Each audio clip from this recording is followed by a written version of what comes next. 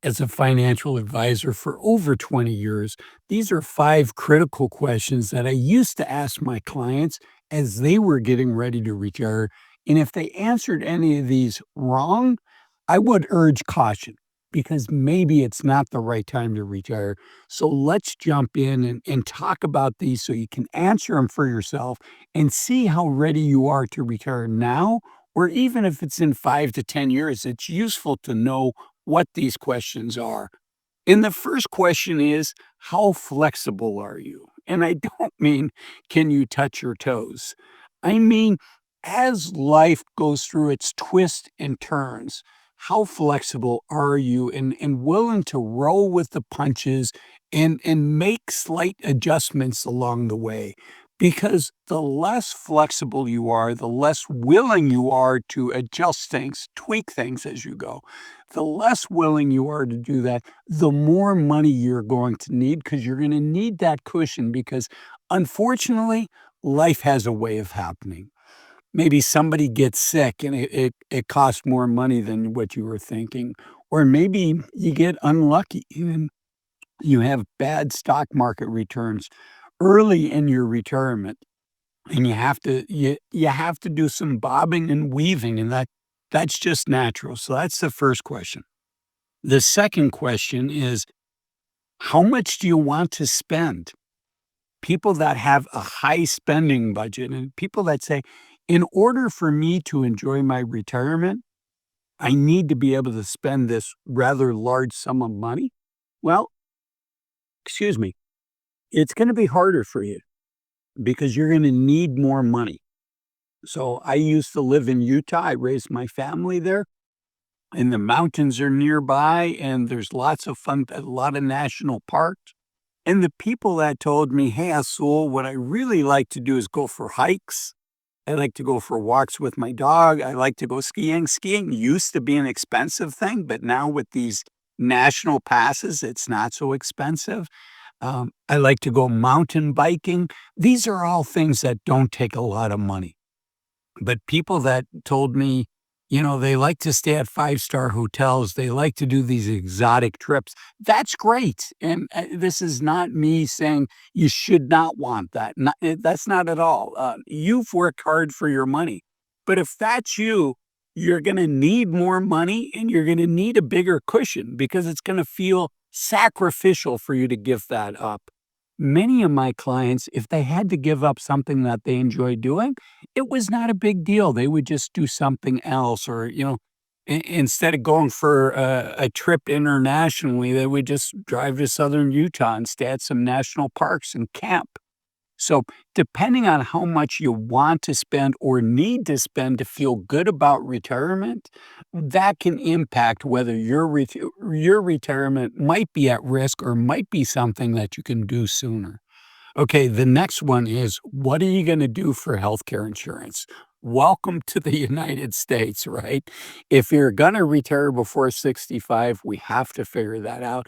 And even if we're retiring at 65 or later and we're gonna be on Medicare, we have to be really careful because even with Medicare, healthcare costs can be enormous. In fact, Fidelity tells us that with Medicare, we need to budget $165,000 over the rest of our lifetime from age 65 until when we pass away. That's a lot of money, right? And that's for the cost of Medicare, that's for the co-pays, that's for the things that Medicare doesn't cover. And so we need to be super careful, and that doesn't include the cost of long-term coverage. So how we choose Medicare is really important, and that's why I'm proud to partner with today's sponsor, Chapter. Chapter is a Medicare advisor that's free to you and I've agreed to partner with them because I believe that they're best in class at what they do in three things. One, their services are free to you. Two, their average client saves $1,100. And three, if you're on the right Medicare plan already, they're going to tell you that. And that's really important. You want a company's expertise to benefit you, not maximize their commissions. And as I record this, open enrollment period is about to start. It runs October 15th to December 7th. And please do yourself a favor. If you're on Medicare, do not assume that the plan that you're on this year is the right plan for you next year. Things change. Um, uh, Plan costs change, and the variation between what different companies charge for the same plan can be dramatic. Uh, our prescriptions need change every year, and access to specific doctors that we know and like, that can change every year. So do yourself a favor, reach out to Chapter at this link here, or call them at the number above. And pro tip, all Medicare advisors are about to get really busy. So reach out soon, sign up for your time slot, or just give them a call. It doesn't take much time, and the savings are real and can be substantial. Okay, let's keep going. Number 4 on this list is being able to answer the question, how will you spend your time? Now, what I mean by this is purpose. Our jobs between getting ready for work, commuting to work, being at work, after work meetings, that can take easily 40, 50, 60 hours a week of our time. And so really we only have 20 or 30 hours a week of free time that we're responsible for. So the question is, how are you going to fill that time? A great book, if you don't know the answer to that question, and many of us don't, a great book to read is called From Strength to Strength, written by Arthur Brooks. And one of the things is sometimes people postpone retiring because they don't know how they're going to replace that 40, 50, 60 hours a week. But my encouragement to you is you don't need to know how you're going to replace all of that time. I think you need to know how you're going to replace 6, 8, 10 hours a week. And from that, other purposes, other passions are going to sprout from that. And the next one is, do you have a reliable written cash flow plan? Only 1/3 of all Americans have a written retirement plan. And I think it's really important that we have that. Otherwise, we're just guessing.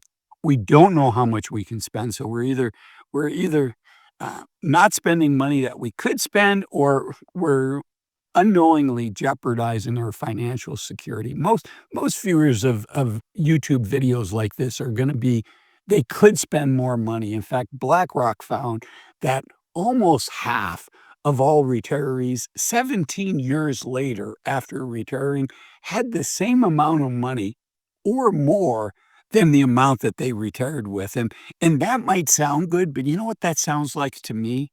That sounds like lost opportunity, lost adventures, lost fun, and I don't wanna see that happen to you, so I want you to have a financial plan. The gold standard is to work with a financial advisor. If you prefer to do it yourself, use software that's designed to help you with that. The software that I like is called Bolden. It used to be called New Retirement.